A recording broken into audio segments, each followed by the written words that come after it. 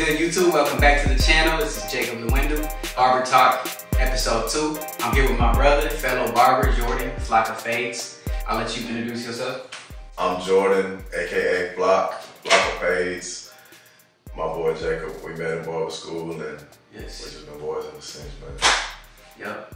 So Jordan's a cold barber. He cuts out of Louisville, Texas, and you know, I've been trying to get him on the channel for a minute, but this dude is too famous, too booked up.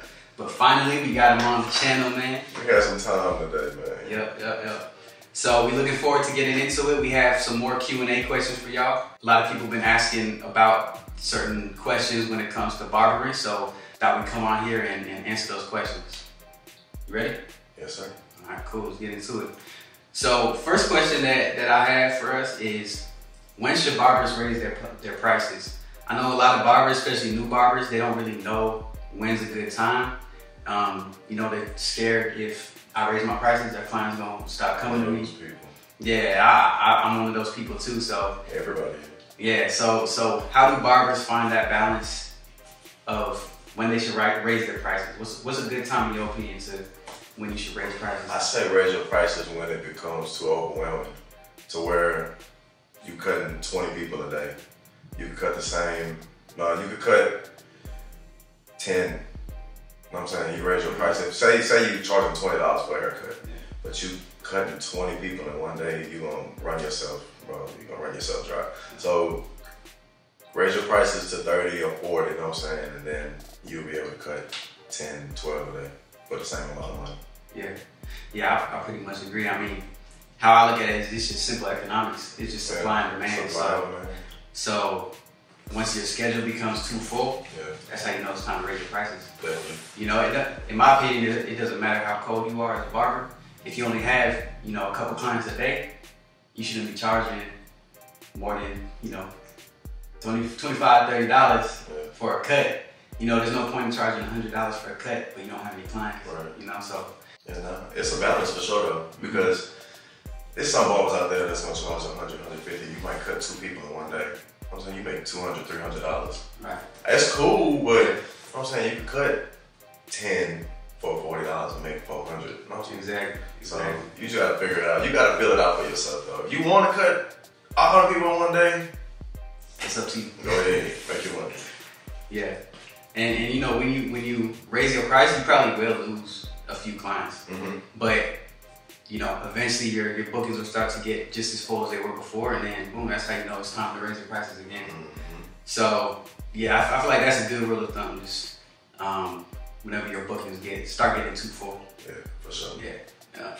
Next question a lot of y'all ask is, y'all see the price for house calls and y'all get shocked, and you hit me up all the time. I'm sure your clients hit you up like, "Dang, why your house calls $100, $150? Bro, can you come to my house and cut me?" So I get asked that all the time. And the answer I have for people is, most people don't realize everything that goes into a house call, how much time and money you would be wasting doing house calls. Right. So you gotta make up for it in the price. Right, definitely. You wanna kind of break that down? So basically, if I'm doing a house call, it'll take me a lot of time to get there, to pack my stuff, unpack at your house. I might not have the right lighting. I might not have the right, space. I might not have a lot of space. Bro, I could have do it at the house one time. He was sitting on the toilet, and I'm damn near standing in the tub trying to cut. Like, it was a small space. I'm like, bro, it's not even worth it. Just come to me. Yeah. But now you paying for gas, my time, the cut, convenience for you, and maybe an inconvenience for me. Yeah. So it's a lot that goes into it, bro. But people don't really understand it. Yeah. They just, why you charging all that? Yeah. Just come to the shop. Yeah. If it's that much. Yeah, and I like to break it down like minute by minute for people. So, you know, I like to look at barbering just like I would look at a regular job, like an hourly type pay. So I like to say, okay, how much am I making per hour at the shop? I need to be making at least the same amount per hour, minute, at least the same. Probably more per hour doing a house call than I would at the shop, because you gotta count in the inconvenience. Right, definitely. So I like to break it down. I don't want to take too long explaining it or whatever, but in a nutshell, you know, it can take like 10, 15 minutes to break down all your materials, your lights, your clippers, box them all up at the shop, and then get on the road. And then we live in Texas, so Texas is super spread out, so you might be driving 30, 40 minutes to the house call. So that's already 45 minutes to an hour, you know, just breaking your stuff down and getting there. Yeah. And the further you drive, the more we gonna charge. The more we gonna charge. Exactly. You stay an hour away. Oh yeah, we taxi. But nah, so that's like, you know, potentially, you know, hour just breaking your stuff down and actually getting to the place. Yeah.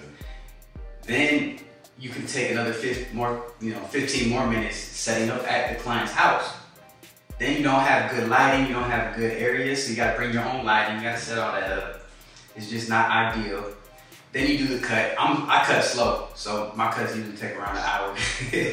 I'm better than I was in barber school. I was super slow barber. But for me, I usually take about an hour for a cut. You know, if the client with the haircut and the beard. But it's a perfect cut though. Yeah, it's a perfect cut. Yes. I don't miss a single strand of hair. No. But so that's another hour. So we're looking at 2 hours from the whole trip so far.